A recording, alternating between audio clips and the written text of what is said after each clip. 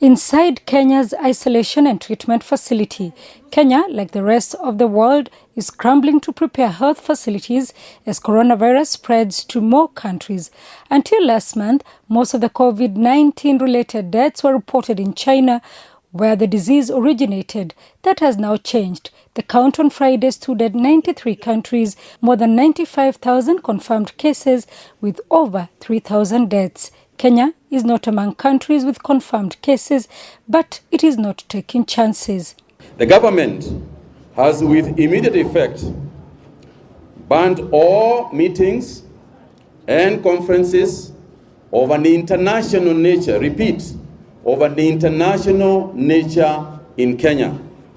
That is, if a conference involves people traveling from Europe, traveling from the rest of the world in the Middle East and so on, in a conference or meetings with more than 15 people, we have asked that we postpone and suspend that at least for the next 30 days.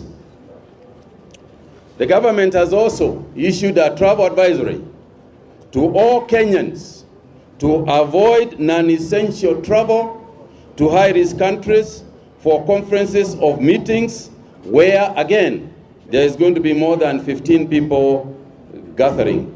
Among international events that will be affected by the ban is the international golf tournament, the Kenya Open, which was due next week.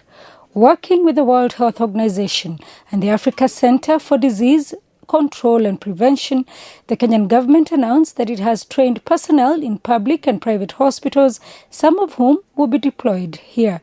This is an isolation and treatment facility, and is the only one at the moment that we have around here. And we have trained over 1,100 health workers. We have deployed them in Jomo Kenyatta International Airport and other areas. And we are also sensitizing and cascading this training all the way to the community levels. The Health Ministry also began mass text messaging citizens in a bid to educate them on simple habits that may keep COVID-19 at bay.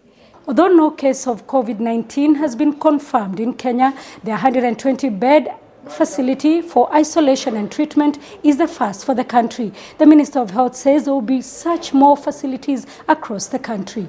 Kimani, SABC News in Nairobi, Kenya.